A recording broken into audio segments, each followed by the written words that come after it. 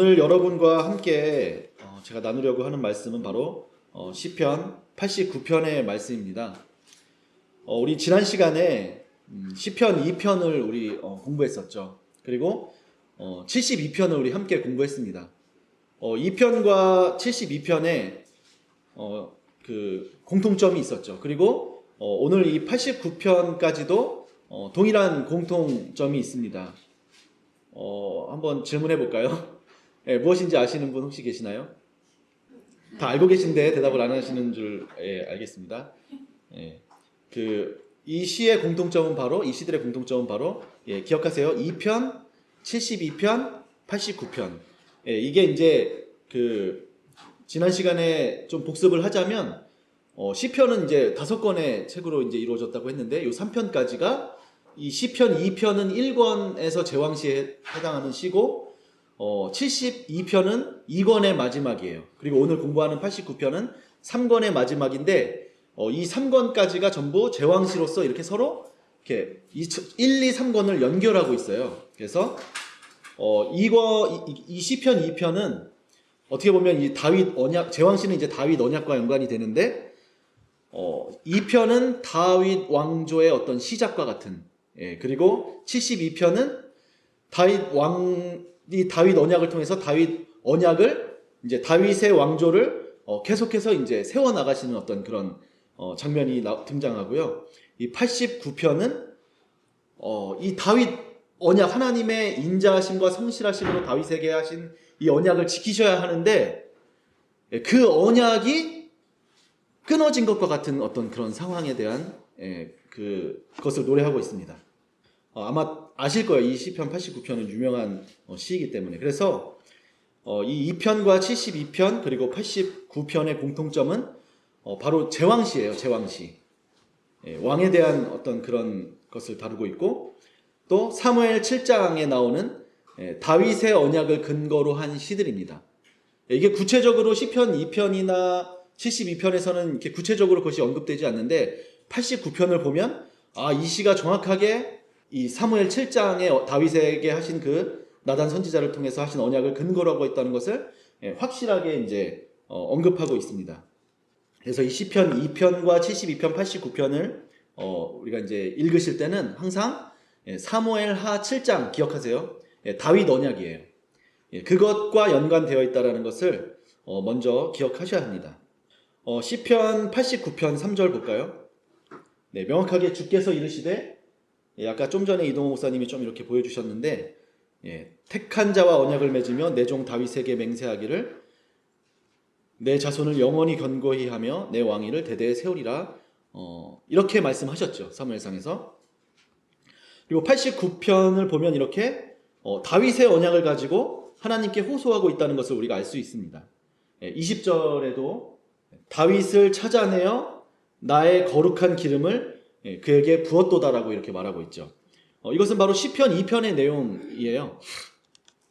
그리고 27절부터는 내가 그를 장자로 삼고 세상 왕들에게 지존자가 되게 하며 그를 위하여 나의 인자함을 영원히 지키고 그와 맺은 나의 언약을 굳게 세우며 그의 후손을 영구하게 하여 그의 왕위를 하늘의 날과 같게 하리로다, 이렇게 이제 쭉 이야기하고 있습니다.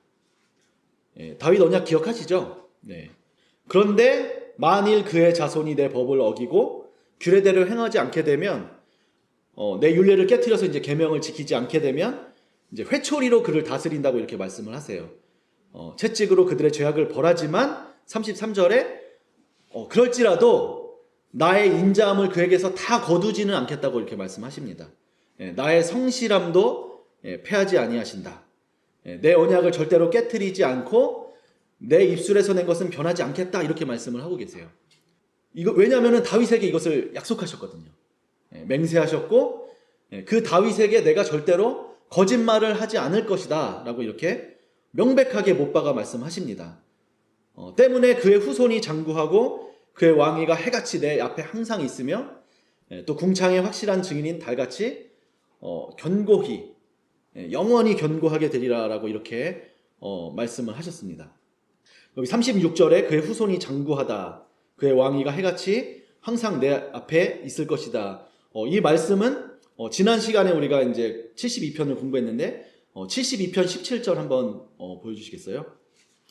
이 시편 72편에 이제 동일하게 나오는 내용이에요. 그러니까 72편도 이 다윗 언약을 가지고 계속해서 이제 하나님께서 이야기하고 있는 것을 이 72편은 그 솔로몬의 기도였죠. 솔로몬의 시였는데 이세 아들 다윗의 기도입니다. 그리고 사람들이 그로 말미암아 복을 받으리니 모든 민족이 다 그를 복되다 하리로다 이렇게 이제 될 것이라고 72편을 통해서 이것을 이제 다윗을 통해서 기도하게 하셨죠. 그리고 사실 이 내용은 이제 복습하자면 시편 2편에서 하나님께서 다윗을 시온에 기름 부어 세우셔서 내게 구하라, 이방을 내게 유업으로 주리라 라고 하신 그 말씀이 바로 이 말씀과 연결이 되는 거예요. 72편 17절에 바로 그 내게 구하라라는 건 뭐냐면 하나님의 정의와 공의를 구하라는 것이거든요.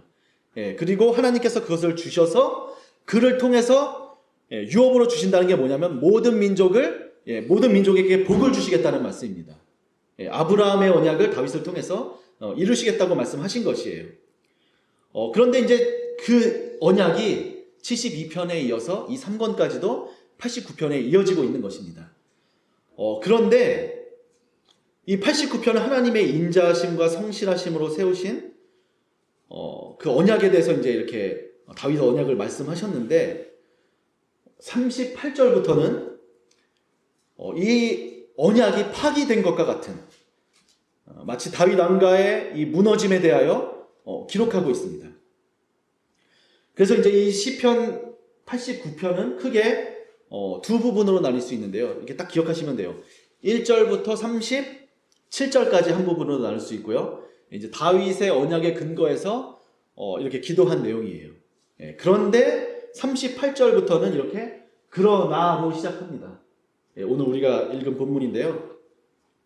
모든 울타리가 파괴되고 요새가 무너지고 다윗의 이 왕위를 하나님께서 이 하나님의 이 다윗의 언약의 약속을 가진 이 후손들, 이 왕의 후손들 또 이 백성들이 수치를 당하게 되죠. 바벨론의 포로로 끌려가게 됩니다.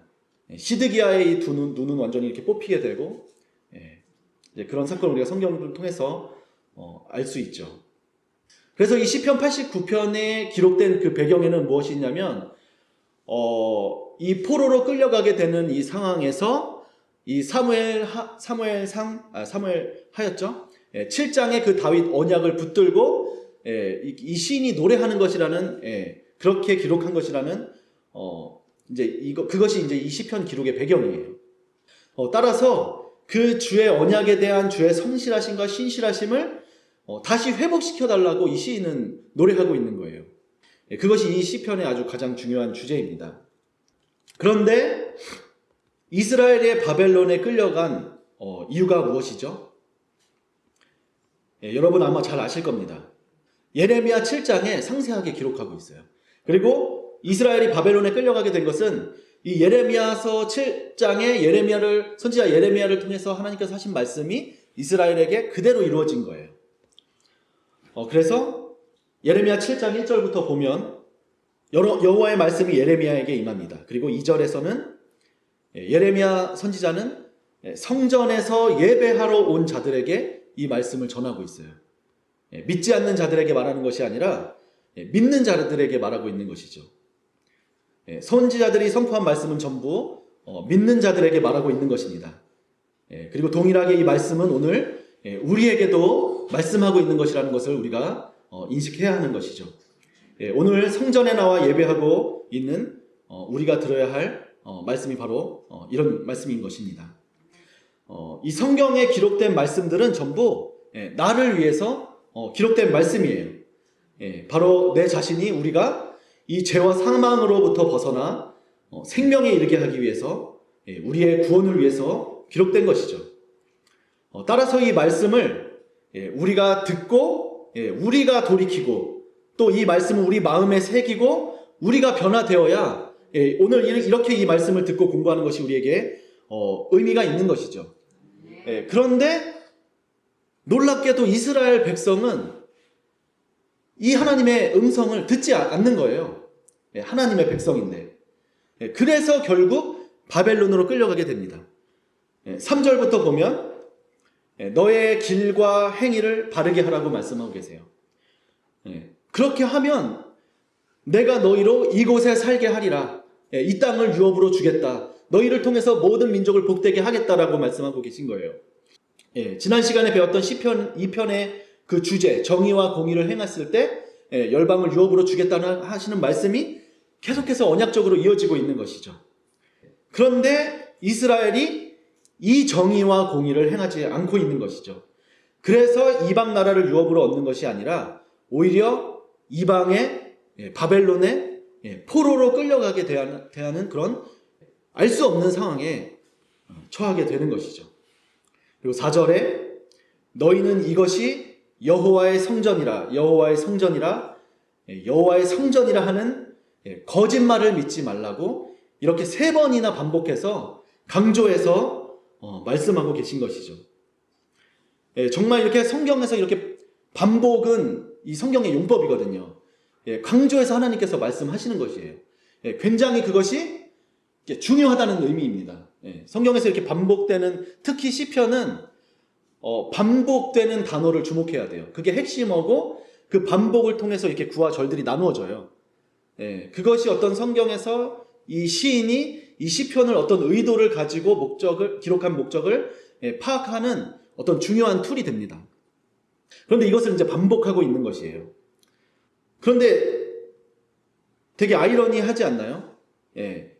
여호와의 성전이라고 이렇게 말하는 게 거짓말이라는 거예요.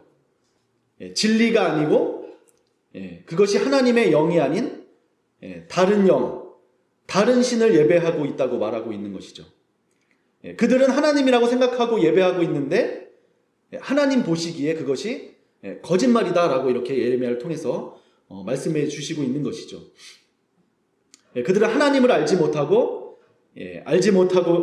못하는 다른 신을 섬기고 있었던 것입니다.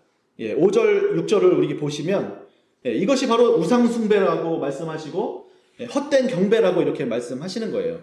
5절, 6절, 예레미야 7장 5절, 6절을 보시면 길과 행위를 바르게 하여 이웃들 사이에 정의를 행하며 이방인과 고아와 과부를 압제하지 아니하며 무죄한 자의 피를 이곳에서 흘리지 아니하며 다른 신들 뒤를 따라 화를 자초하지 아니하면 내가 너희를 이곳에 살게 하리니 곧 너희 조상에게 영원 무궁토록 준 땅이니라.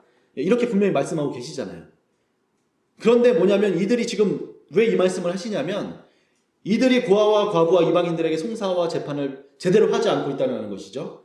그리고 다른 신의 뒤를 따라서 쫓고 행하고 있는 것을 말씀하고 계신 것이죠. 8, 9절을 보시면 계속해서 무익한 거짓말을 하는도다. 이 무익하다라는 것은 이제 유익하다라는 것에 이제 반대되는 개념이죠. 하나님의 선하시고 기쁘신 뜻이 아닌 것을 성경에서는 무익하다고 이렇게 이야기합니다. 그러한 거짓말을 의존하고 이제 보시면 도둑질하고 살인하고 간음하고 거짓 맹세하고 이게 다 뭐죠? 출애굽기에서 신명기에서 10계명을 어기고 있는 거예요. 이들이 계명을 이곳이 여호와의 성전이다라고 이야기하고 하나님께 예배드린다고 하는데 정작 하나님의 그 말씀은 규례와 법도는 순종하지 않고 있는 모습을 이렇게 하나님께서 책망하고 계신 것이죠. 그런데 이들은 그렇게 생각하지 않아요. 우리도 이제 그렇게 생각하지 않는데 나는 정말 이렇게 내가 열심히 예배하고 신앙생활 하는 것이 하나님을 사랑해서 하나님의 말씀을 지키기 위해서 이렇게 순종하고 있다라고 생각하고 있기 때문에 그래서 이제 우리가 이런 말씀들을 그냥 들으면 안 되고 우리에게 접목해서 적용해서 굉장히 이렇게 세밀하게 살피면서 이들이 그 저지른 범죄가 무엇인지를 곰곰이 세세하게 살펴야 되는 것이죠. 전부 10계명을 어기고 있습니다. 그리고 계명을 어기면서 10절에 보시면 하나님의 이름으로 일컬음을 받는 이 집에 들어와서 우리가 구원을 얻었나이다 이렇게 말하고 있다고 얘기합니다. 오늘 우리와 사실 동일한 모습이죠.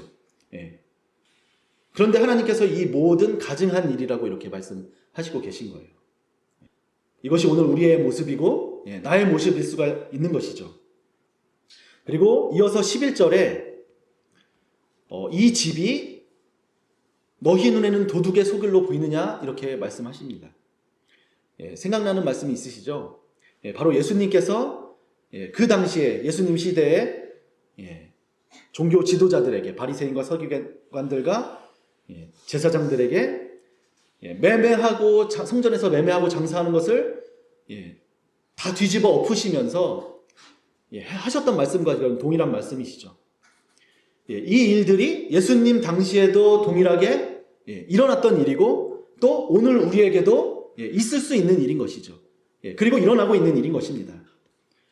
고린도전서 10장 11절을 보면 그들에게 일어나고 있는 이런 일이 바로 우리에게 본보기가 되고 바로 우리를 이들이 아니라 이들은 이미 이거 겪었잖아요. 그런데 이들이 이렇게 이런 일들을 겪은 것이 다른 사람이 아닌 바로 우리를 깨우치기 위해서 기록된 것이라는 것입니다. 그렇기 때문에 우리가 이런 말씀들을 더 집중해서 자세하게 우리가 좀 볼 필요가 있습니다. 6절에 고린도전서 10장 6절에 악을 즐겨하는 자가 되지 않게 하기 위해서라고 말씀하고 계십니다. 그리고 이 악을 행하지 않는다라는 것은 바로 정의와 공의를 행하는 자가 되기 위한 것이라는 것이죠.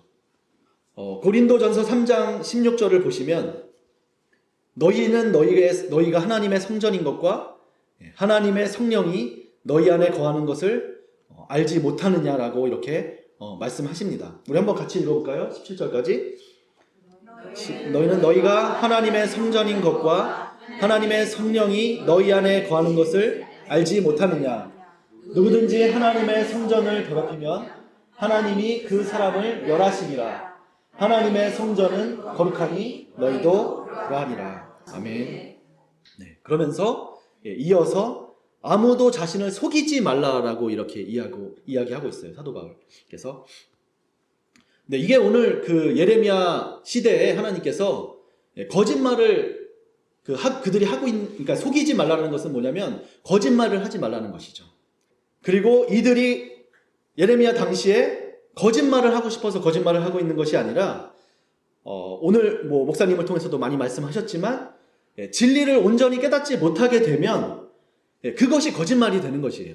자기가 일부러 그러는 것이 아니라 그것이 속이는 것이 되고 말씀을 온전히 우리가 깨닫지 못하고 예배하게 될 때 그것이 바로 우리가 거짓말을 하는 것이 되게 되고 또 알지 못하는 다른 신을 섬기고 있는 것이 될 수가 있는 것이죠.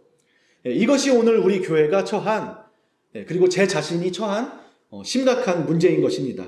그리고 우리 교회가 무너지고 있다면 이 성전이 우리 자신이 무너지고 있다면 바로 그 원인이 여기에 있는 거예요.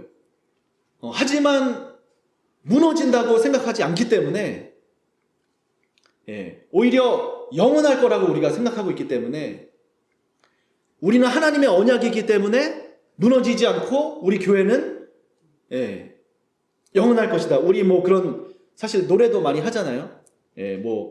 뭐죠? 교회는 이렇게 무너지지 않는다. 영원하다. 교회는 승리한다. 우리가 많이 찬양하고 선포합니다. 물론 교회가 이기는 것은 중요한 것이죠. 그리고 하나님의 진정한 교회는 무너지지 않죠. 하지만 그것은 전제가 있습니다. 반석 위에 세운 그 교회만 무너지지 않는 거예요.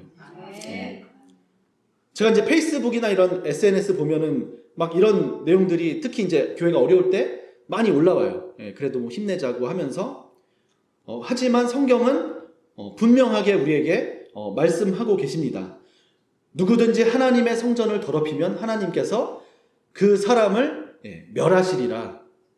그러시면서 멸하시는 것이 목적이 아니라 하나님의 성전은 거룩하기 때문에 너희도 거룩하여져라 라고 이렇게 말씀하고 계신 것이죠. 이 아무도 자신을 속이지 말라라는 것은 그 속이지 말라라는 것이 무엇인지 이어서 사도 바울께서 이렇게 해석을 해주고 계세요. 거짓말을 하지 않고 그 속이지 않는다라는 것은 뭐냐면 지혜로운 자가 되는 거예요.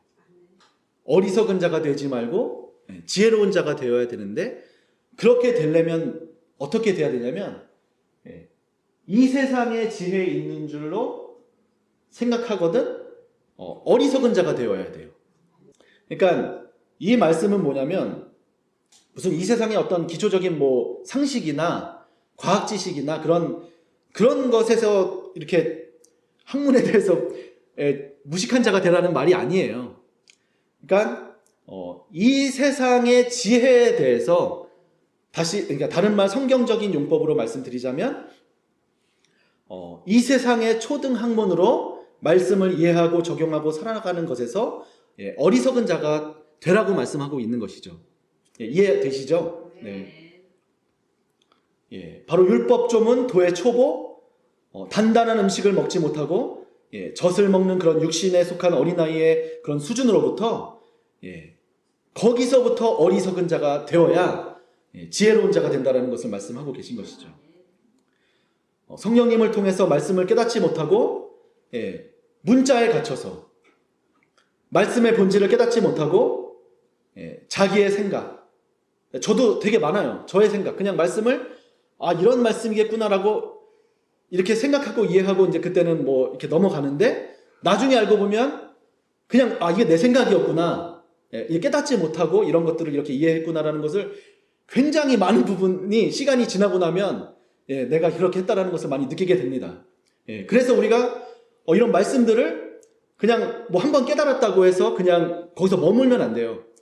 계속해서 이제 오늘 그 말씀의 핵심이기도 한데, 계속해서 완전한 대로 우리가 나아가기를 추구해야 돼요. 감사합니다. 네. 우리 모두가 다 그런 자들이 되기를 원합니다.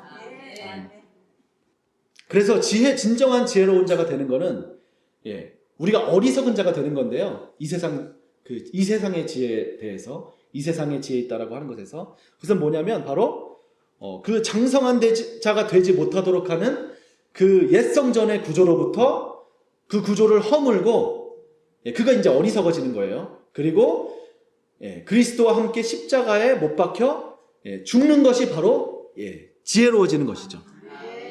고린도전서 1장 18절에 보면 십자가의 도가 바로 하나님의 능력이에요. 이 하나님의 능력이라는 말이 뭐냐면 하나님의 지혜라는 말과 같은 말입니다. 그것으로서 우리가 이 세상을 이기는 것이죠. 그리고 오늘 이 무너진 성전, 포로로 끌려간 그 성전의 회복이 뭐냐면 이 하나님의 능력으로 우리가 덧입게 되는 거예요.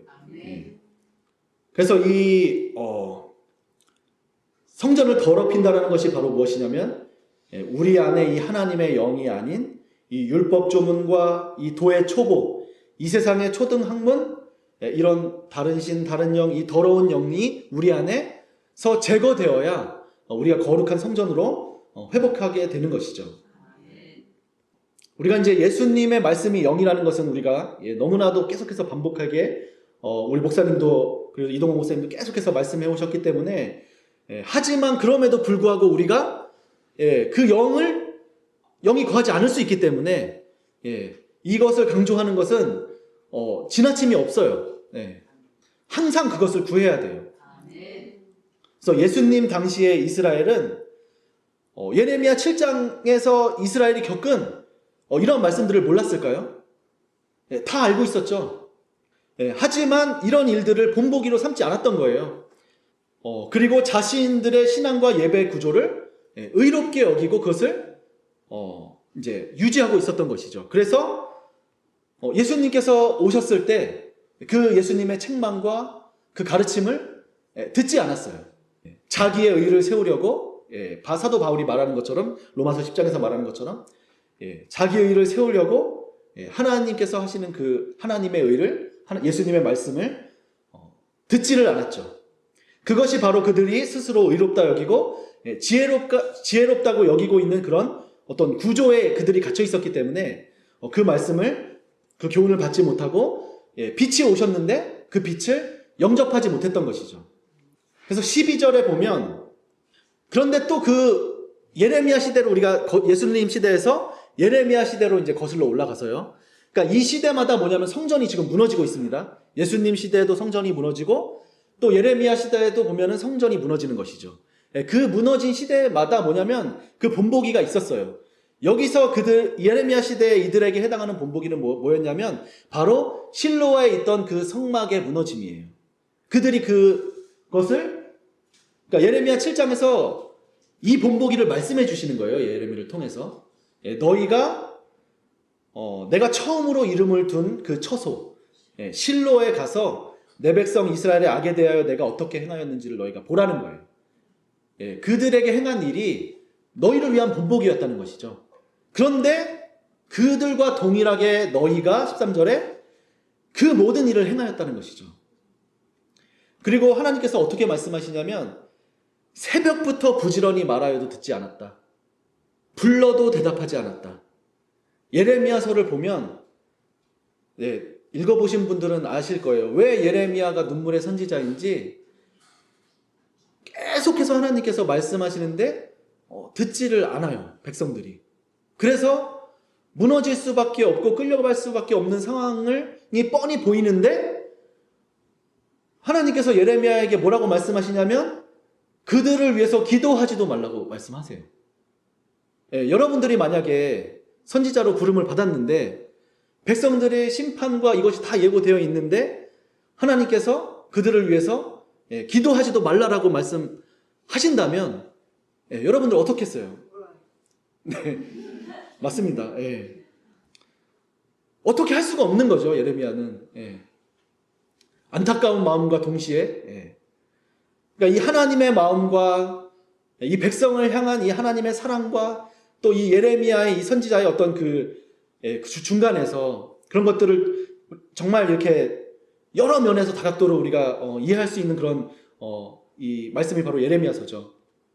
예레미야 35장을 한번 보여주시겠어요? 12절부터 이렇게 보면 거기서도 예레미야 35장은 이제 레갑 자손 그 시대의 남은 자들이에요. 바벨론으로 다 포로로 끌려가고 했는데 이제 유다 자손과 예루살렘에 거하는 거민들을 다 바벨론 포로로 끌려가게 하시거든요. 그런데 유일하게 남은 사람들이 누구냐면 바로 레갑 자손들이에요. 이들만 하나님께서 이들만 세워주세요. 이 포로로 다 끌려가는데 그런데 이제 이들과 하나님께서 왜 이들을 남겨주시냐면 사실 유다를 포로로 끌려가시잖아요. 그런데 이들도 자세히 보면 이 레갑 자손들이 누구냐면 유다 지파예요. 진정한 유다 지파의 모델이에요. 그런데 이 유다를 바벨론으로 끌려가면서 하나님께서 말씀하시는데 12절 보실까요? 비교해서 계속 이제 이렇게 말씀하시는데 13절에 예루살렘 주민에게 이르기를 내 말을 들으며 교훈을 받지 아니하겠느냐. 최종적으로 포로로 끌려가기 바로 직전에 뭐냐면 다시 한번 기회를 주시는 거예요. 그런데 쭉 올려보세요. 이 레갑의 아들 요나답의 그 자손들은 조상들의 그 명령을 포도주를 마시고 밭에 파종하지 말라는 그 말씀을 이때까지도 굳건하게 지키고 있어요. 그런데 유다 자손들은 끊임없이 말하고 선조의 명령들을 끊임없이 말하고 모든 선지자를 보내고 끊임없이 보내고 악한 길에서 돌이켜서 행위를 고치고 다른 신을 따라 섬기지 말라고 그렇게 되면 그 땅에 살게 하리라 계속해서 말씀하셔도 귀를 기울이지 않고 순종하지 않는다는 거예요. 바로 이것 때문에 이스라엘이 바벨론으로 끌려가게 되는 겁니다. 올해 우리 교회 그 중심 주제가 뭐죠? 네, 맞습니다. 그래서 제가 더 이 말씀이 와닿는 것 같아요. 이런 말씀들을 통해서 올해 정말 우리가 그 듣는 마음을 갖게 되기를 원합니다. 그리고 그것이 사실 지혜예요. 오늘 그러니까 이 시편 89편에 이 다윗에게 약속하신 이 하나님의 확실한 맹세와 언약이 있는데 이 38절부터 그러나라고 하면서 그것이 마치 끊어진 것과 같은 상황에 뭐가 담겨 있냐면 바로 하나님의 지혜가 담겨 있는 거예요. 그것을 조금 뒤에 나누도록 하겠습니다. 그렇게 되기 때문에 이제 성전이 무너지게 되는 것이죠. 듣지 않기 때문에. 예레미야 7장 14절에서도 그렇고 계속해서 그 실로의 행함같이 그들이 실로에서 행하신 것 같이 하나님께서 예레미야 시대의 그 이스라엘 백성에게 그렇게 행하시겠다라는 것이죠. 에브라임 온 자손을 쫓아낸 것과 같이 그렇게 쫓겨나게 됩니다. 바벨론으로. 그리고 이제 예레미야 7장 16절부터는 그들을 위해서 기도하지 말라. 부르짖어 구하지 말라. 선지자의 원래 부르심이 이거잖아요. 하나님과 백성들 사이에서 중재하는 역할을 하는 것인데 그것을 하지 말라고 하니. 왜냐하면 기도해도 들으시지 않으시겠다라고 하나님이 듣지 않으실 것이기 때문에. 왜 그러시냐면 그들이 유다 성읍과 예루살렘 거리에서 행하는 바로 그 일들 때문이라고 하나님께서 말씀하십니다. 17절, 18, 19절을 이렇게 한번. 그래서 20절에 하나님의 진노가 임하고 불이 꺼지지 않는 바벨론의 포로로 끌려가고 성전이 무너지고 하는 일들이 이제 일어나게 되는 것이죠. 그러면서 이제 이어서 애굽 땅에서 인도하여낸 날에 번제나 희생에 대해서 이제 하나님께서 시내산에서 그것을 말씀하셨는데 그렇게 말씀하신 것의 그 명령의 본질이 무엇인지를 가르쳐 주고 계세요. 그럼에도 이런 말씀을 하시면서도 불구하고 또 하나님께서는 그 백성들을 교훈하고 계신 거예요. 우리가 이런 하나님의 교훈을 배워야 합니다. 그래서 희생 제물과 번제물의 고기를 아울러 먹으라고 한 이 말이 사실은 22절에 내가 너희 조상들을 애굽 땅에서 인도해낸 날에 번제나 희생에 대하여 말하거나 명령한 것이 아니시라는 거예요. 오직 내가 이것을 그들에게 명령한 것은 무엇이냐면 바로 내 목소리를 들으라. 이것을 명령하셨다라는 것이죠. 그러니까 이 제사와 번제의 본질이 뭐냐면 하나님의 명령에 순종하는 것이라는 거예요. 그래서 그 목소리를 온전히 청종할 때 너희 하나님이 되겠고 너희는 내 백성이 되리라 라고 이렇게 하나님께서 말씀하셨고 또 하나님께서 그 명령한 모든 길로 걸어갈 때 그 하나님의 유업의 땅을 차지하게 되고 복을 받게 되는 것이죠. 바로 이 하나님의 이 목소리를 바로 듣는 것이 믿음입니다. 그리고 그것이 바로 지혜예요. 솔로몬에게 듣는 마음이 이렇게 지혜라고 말씀하신 것처럼 우리 열왕기상 3장 9절 한번 볼까요? 열왕기상 3장 8절부터 보면 이스라엘 백성은 큰 백성이다. 그리고 수요가 많아서 셀 수도 없고 기록할 수도 없습니다. 그리고 이 많은 백성을 누가 재판할 수 있겠습니까? 라고 이렇게 얘기합니다.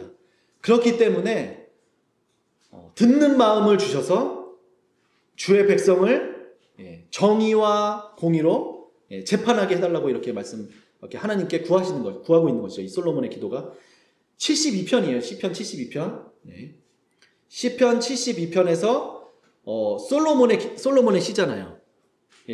그 왕이 이것을 구하는 것입니다. 하나님께 선악을 분별할 수 있도록 솔로몬이 이것을 구한 것이죠. 그것이 주의 마음에 든지라. 우리가 이제 구해야 될 것이 이거예요. 이것을 구할 때 하나님께서 이방을 유업으로 주시게 되는 것입니다. 그런데 솔로몬이 이 구한 것이 무엇이냐면 장수하기를 구하지도 않고 이것이 오늘날 우리 교회가 구하고 있는 것들이에요. 표면적으로. 그리고 그러니까 부도 구하지 않고 나쁜 것은 아닙니다. 그러나 하나님께 우리가 진정으로 구해야 하는 것이 무엇인지를 정확하게 이제 말씀해 주시는 것이에요. 그래서 또 원수의 생명을 멸하기도, 그러니까 원수 갚음이죠. 하나님의 어떤 원수로 교회를 대적하고 우리가 가진 진리의 그런 구조와 체계를 위협하는 것일 수도 있고, 우리는 막 그런 것들과 이렇게 싸우고 있거든요. 너무나 많이. 그런데 그것이 아니라 오직 송사를 듣고 11절입니다. 오직 송사를 듣고 분별하는 지혜를 구하였다. 그것을 하나님께서 좋게 보시고 12절에 지혜롭고 총명한 마음을 주신 것입니다. 이제 이게 뭐냐면 나중에 예레미야 서에서 예레미야 7장에서 이스라엘을 바벨론의 포로로 이제 끌려가죠. 그런데 이 이스라엘이 다시 회복되어서 돌아오는 것은 무엇이죠? 예레미야 31장 33절에 바로 새 언약을 통해서 새 마음을 주시고 그들의 마음에 하나님의 법을 새겨주셔서 그들을 다시 돌아오게 하시는 것이죠. 그러니까 솔로몬에게 하나님께서 지혜롭고 총명한 마음을 주셨다라는 것은 뭐냐면 그것과 같은 거예요. 그것이 반드시 있어야만 다시 하나님의 백성으로 회복이 되고 선악을 분별하고 정의와 공의로 행하는 제사장 나라와 그 백성들이 될 수 있는 것이죠. 예레미야 7장으로 우리 다시 돌아가겠습니다. 저희 24절부터 우리 한번 기지개 한번 피고요. 네, 기지개 한번 피고 우리 24절부터 28절까지 우리 한번 한 목소리로 좀 우리 읽어보도록 하겠습니다. 자, 28절까지입니다. 24절부터 시작. 그들이 순종하지 아니하며 귀를 기울이지도 아니하고 자신들이 악한 마음에 깨와 완악한 대로 행하여 그 등을 내게 돌리고 그 얼굴을 향하지 아니하였으며 너희 조상들이 애굽 땅에서 나온 날부터 오늘까지 내가 내 종 선지자들을 너희에게 보내되 끊임없이 보내었으나 너희가 나에게 순종하지 아니하며 귀를 기울이지 아니하고 목을 굳게 하여 너희 조상들보다 악을 더 행하였느니라. 내가 그들에게 이 모든 말을 할지라도 그들이 너에게 순종하지 아니할 것이요 내가 그들에게 불러도 그들이 내게 대답하지 아니하리니 너는 그들에게 말하기를 너희는 너희 하나님 여호와의 목소리를 순종하지 아니하며 교훈을 받지 아니하는 민족이라. 진실이 없어져 너희 입에서 끊어졌다 할지니라. 아멘. 오늘 저희도 너희가 어쩌면 이들보다 더 악을 행하고 있다라는 말씀을 하고 계실지도 몰라요. 우리가 느끼지 그냥 인식하지 못할 뿐이지 하나님께서 만약 그렇게 말씀하고 계시다면 우리가 이 음성을 정말 들을 귀를 통해서 정말 듣기를 원합니다. 계속해서 에덴 동산, 창세기 에덴 동산에서부터 이 구조가 계속해서 반복이 돼요. 뱀의 미혹을 받아서 이 뱀의 지혜, 이 세상의 지혜를 이기는 하나님의 지혜가 무엇인지를 우리가 깨달아야 합니다. 그리고 오늘 시편 89편은 바로 그 하나님의 지혜가 무엇인지를 말해주고 있는 것입니다. 결론적으로 말씀드리면 이 기름 부음 받은 자가 끊어지는 것이 바로 하나님의 지혜예요. 이것을 알아야 하는 것이죠. 그런데 이제 이 말씀들이 사실 실제로 이 말씀을 겪으면 굉장히 이제 이게 이해가 안 되거든요. 만약에 입장을 바꿔서 하나님께서 나에게 어떤 말씀을 주시고 약속을 주셨는데 그것이 너무 더디 이루어진다거나 아니면 완전히 이 말씀의 약속과 상반되는 것과 같은 일들이 계속해서 일어난다면 어떤 마음이 드시겠어요? 왜 하나님께서 나에게 이렇게 말씀을 주셨는데 왜 이런 일들이 일어나고 그런데 그 가운데서 정말 그러니까 하나님께서 왜 이런 말씀을 하셨는지 우리가 하나님이 잘못된 것은 아니죠. 그죠? 우리가 이제 이해를 못하는 것이죠. 그러니까 이 시편 89편을 읽을 때 많은 사람들이 이것을 이해를 못하는 사람들이 많아요.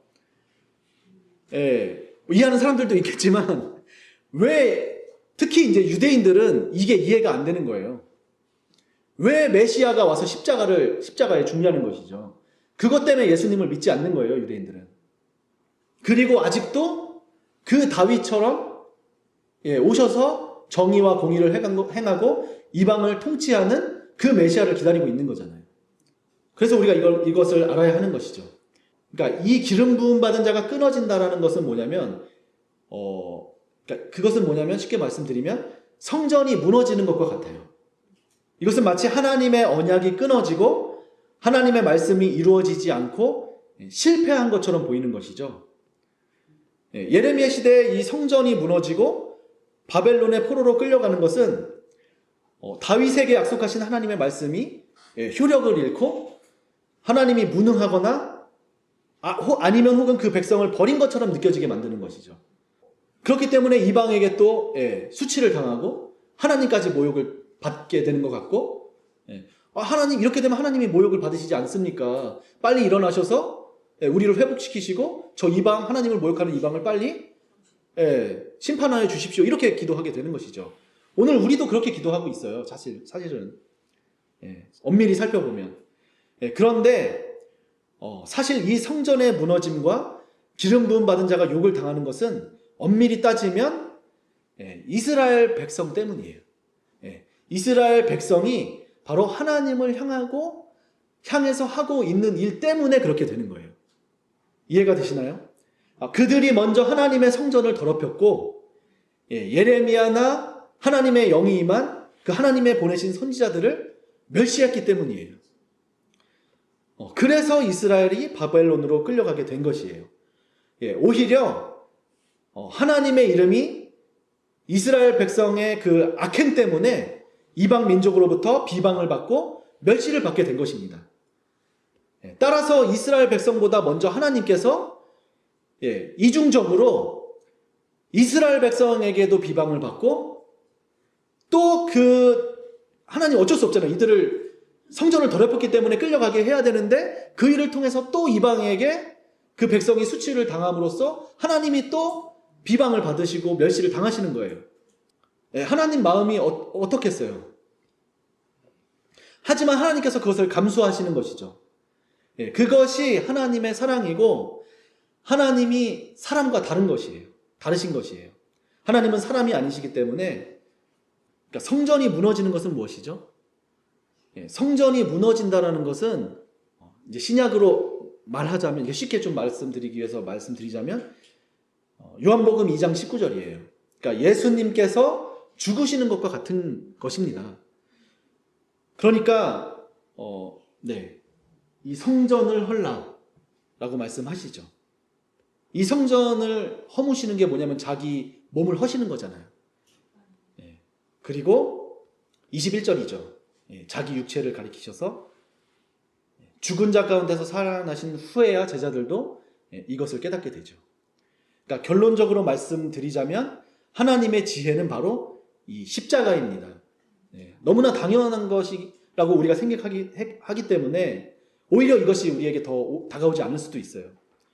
이 십자가의 본질은 바로 이 옛성전의 구조를 허물고 바로 새 하늘과 새 땅, 이 새 예루살렘을 하나님의 법이 그 영이 두어진 이 더러워진 영이 두어진 그 더럽혀진 성전이 아니라 하나님의 말씀만이 그 영만이 두어지는 그 진정한 성전을 이 십자가를 통해서 다시 지으시기를 원하시는 그것이 바로 이 십자가입니다. 하나님의 지혜.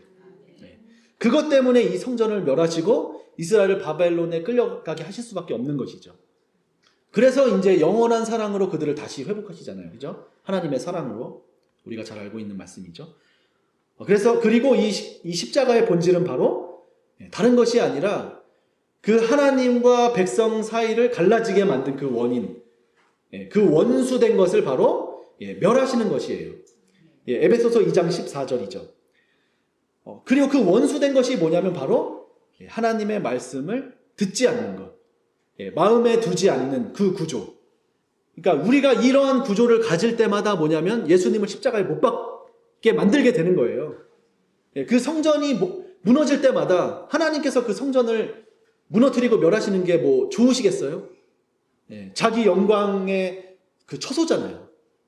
그리고 그 백성들과 함께 했던 뭐 인간적으로 말하면 추억이 있고 어떤 그런 영광이 있고 기쁨이 있고 이제 그런 것인데 그것을 멸하시는 것을 결코 하나님께서 기뻐하시는 건 아니죠.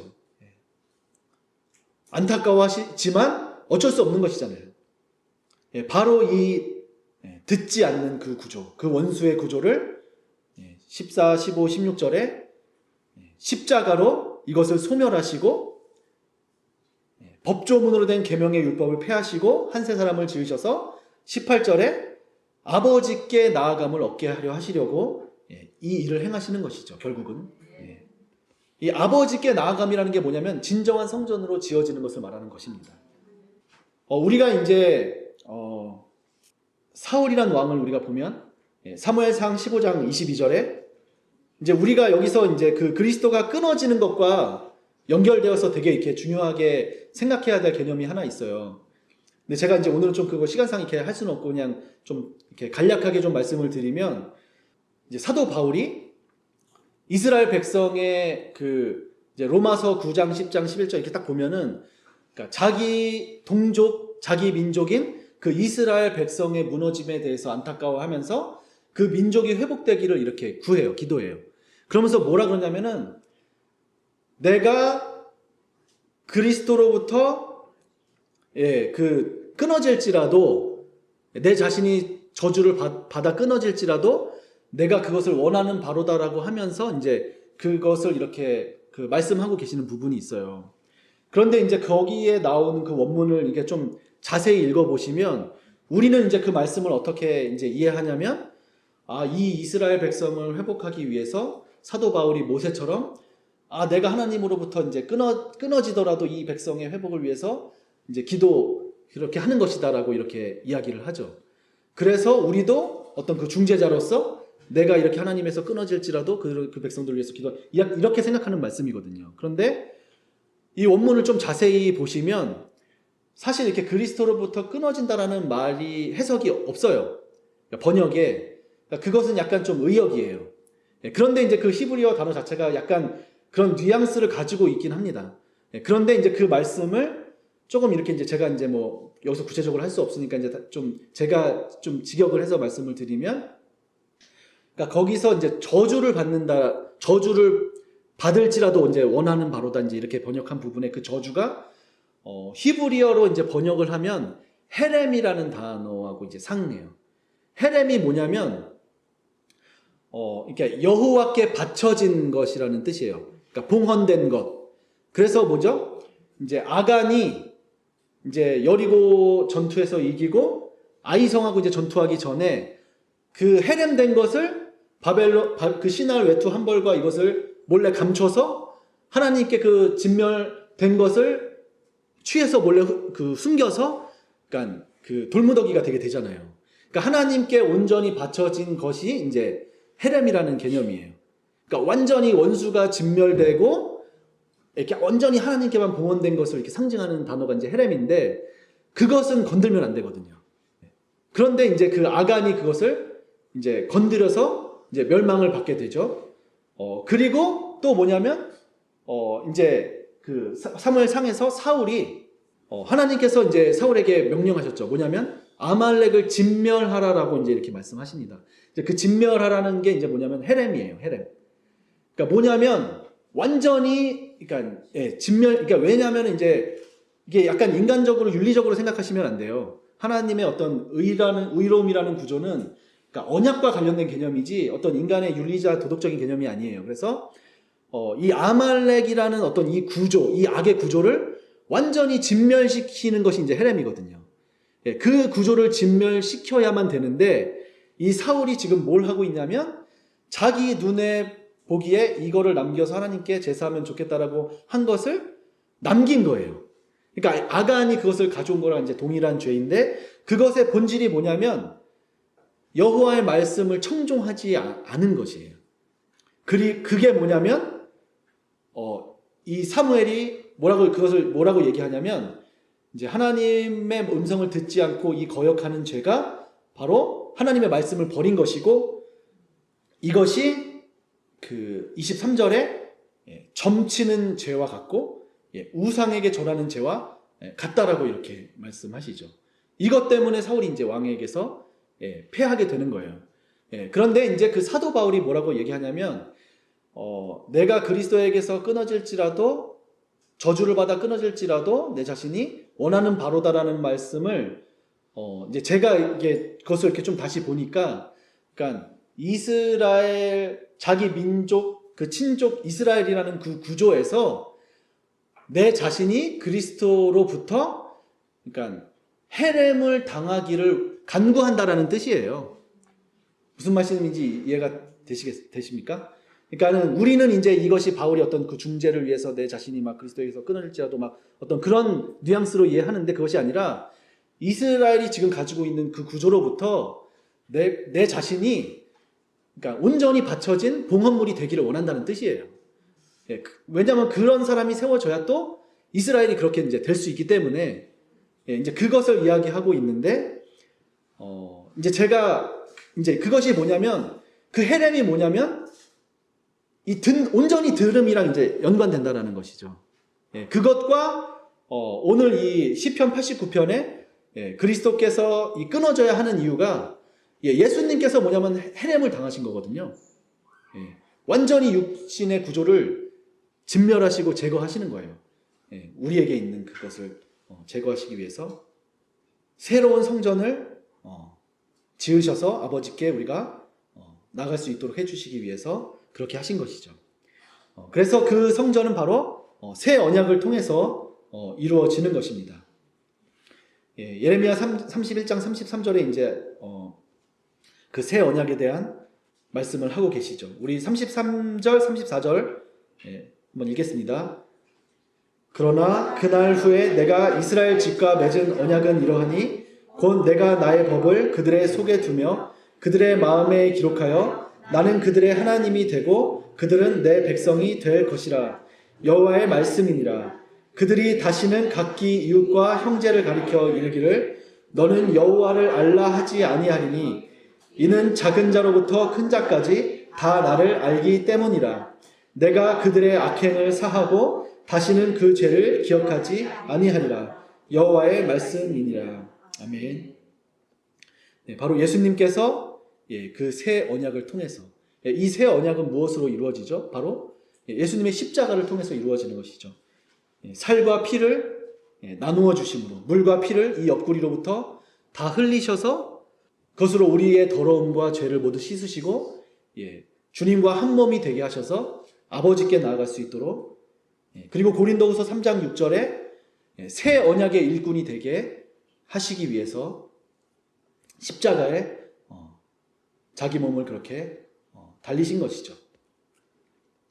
그래서 이 율법 조문이라는 구조, 이 죽이는 구조, 이 구조로부터 우리가 영이라는 구조, 이것이 그냥 되는 것이 아닙니다. 반드시 우리도 그리스도와 함께 십자가에 동일하게 동일한 본질로 우리도 못 박혀 죽음이 있을 때 이것이 가능하게 됩니다. 그리고 이것이 바로 뭐냐면 이 십자가에 못 박혀 죽음이라는 것이 뭐냐면 이것이 있어야 듣는 마음을 갖게 되는 것입니다. 들을 귀를 갖게 되는 거예요. 듣는 마음이 뭐냐면 들을 귀를 갖게 되는 것이거든요. 이것이 신약에서 귀 있는 자는 들을지어다. 성령께서 하시는 말씀을 들을지어다.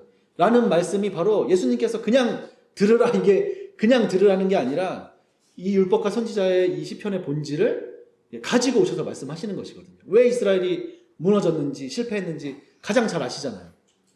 그리고 이것의 어떤 그 원형이 바로 출애굽기에 아주 잘 나타나 있어요.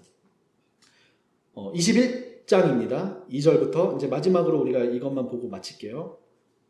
율법의 이런 규례들이 그냥 어떤 뭐 히브리 종을 위한 어떤 그런 규례가 아니에요. 우리의 구원을 위한 하나님의 어떤 그 복음입니다. 그래서 이 말씀은 바로 예수 그리스도에 대한 우리를 속량하신 하나님의 어떤 그 역사를 사실은 먼저 기록하고 있고 그리고 우리가 그 규례대로 이제 그 예수 그리스도를 본받아 행해야 될 어떤 그런 지침들을 이 율법의 규례 안에 이렇게 담겨져 있습니다. 이 규례 안에. 그래서 여기 보시면 히브리 종에 대한 어떤 그런 말씀인데요. 하나님의 종들에 대한 그런 말씀입니다. 그런데 여기서 이제 4절부터 보시면 상전, 어떤 주인이 있습니다. 그리고 주인이 이 종에게 아내를 주었어요. 그 아내를 주어서 이제 자식을 낳게 되면 그 자식들은 누구에게 속하게 되면 상전에게 속하게 됩니다. 그리고 만약에 이제 그가 어떤 그 희년이 되거나 자유인이 돼서 상전으로부터 해방이 되면 그는 그 아내와 자식과 함께 나갈 수가 없어요. 그냥 자기 혼자 나가야 돼요. 그렇죠? 단신으로 나갈 것이로되 이렇게 얘기하고 있어요. 그런데 5절에서는 종이 내가 상전과 주인과 아내와 자식들을 사랑하니 나가서 자유인이 되지 않겠노라라고 하면 상전이 그를 데리고 나가 재판장에게로 가서 그를 문이나 문설주 앞에 데리고 가서 그것에다가 대고 송곳으로 그의 귀를 뚫을 것이라고 이렇게 기록하고 있습니다. 그렇게 되면 뭐냐면 그는 종신토록 그 상전을 섬기게 되는 거예요. 이 규례가 무엇에 대한 것이죠? 이게 뭐냐면은 그 문설주가 뭐냐면 이 문설주에 이제 출애굽할 때 어린 양의 그 피를 이 문설주에 바르는 것이거든요. 그러니까 예수님의 보혈을 이제 그 문설주에 바르는 것이 우리의 어떤 구원과 성량을 의미하는 것이잖아요. 그리고 이 문설주가 뭐냐면 하나님의 말씀이 이렇게 새겨져 있는 곳이고 이제 성경에서는 이 문이라는 개념이 굉장히 중요해요. 이 문으로 들어오고 나가는 것이 뭐죠? 내 음성을 듣고 문을 열고 닫는 것이잖아요. 음성을 듣는 것이. 이것이 이 문이 굉장히 이제 중요한데 이 문에다 대고 이 귀를 뜯는 게 뭐냐? 그러니까 이 자유자인데 종이 된다는 건 뭐냐면 의의 종이 된다는 거예요. 죄의 종이 아니라. 그러니까 예수님이 이 일을 행하신 거예요. 신부인, 교회인, 제자들인 우리를 사랑하셔서 자유인이시지만 죄가 없으시지만 그 문설주에 이 귀를 뚫으신 거예요. 그래서 영원토록 우리와 함께 거하시고 우리를 섬겨주시고 이제 그 말씀이 우리도 동일하게 이 귀를 이 뚫음이 있어야 주님의 음성을 듣게 되고 그 주인의 음성을 들음이 있고 또 우리의 그 상전이신 우리 아버지 하나님과 예수님 그리고 또 우리의 처자들을 섬길 수 있게 되는 것이죠. 이런 귀를 뚫는다라는 이런 개념들로부터 들을 귀를 갖는다라는 이제 이런 신약의 말씀들이 예수님의 말씀이 나오게 된 것입니다. 그러니까 이런 것들을 절대로 가볍게 여기면 안 돼요. 그래서 이제 오늘 우리가 이 말씀을 통해서 우리가 이제 분명히 가져야 될 것이 있는데 바로 이 문설주에 우리의 귀를 뚫기를 원합니다. 아멘. 우리가 주님과 함께 십자가에 못 박힌다는 것은 뭐냐면 이 들을 길을 갖게 되는 거예요. 이 들을 길을 갖고 이 끊어짐, 이 헤렘, 이 진멸, 이 원수의 구조를 모두 무너뜨리는 그것으로부터 이 시편 89편에 이제 그것이 이렇게 딱 기록되고 나서 이 언약, 그러니까 그 언약이 끊어진 것 같은 그 상황이 기록되고 나서 3권이 끝나요. 그리고 시편 4권, 5권은 뭐냐면 이제 4권은 90편으로부터 시작되는데 뭐냐면 하나님의 사람 모세의 기도로부터 시작돼요. 그래서 어떤 기도가 이어지냐면 이제 그 바벨론으로부터 애굽의 구조로부터 이스라엘 백성을 하나님께서 회복시키시는 내용이 이제 계속해서 기록되고 마지막 5권에는 그 하나님을 송축하고 찬양하는 그런 내용으로 이 시편 전체가 구조를 형성하고 있어요. 그래서 오늘 우리가 이런 하나님의 음성을 진정으로 청종하고 들을 귀를 가지고 문설주에 우리의 귀를 뚫는 진정한 그리스도의 종들이 되기를 원합니다. 아멘. 우리 함께 기도하도록 하겠습니다.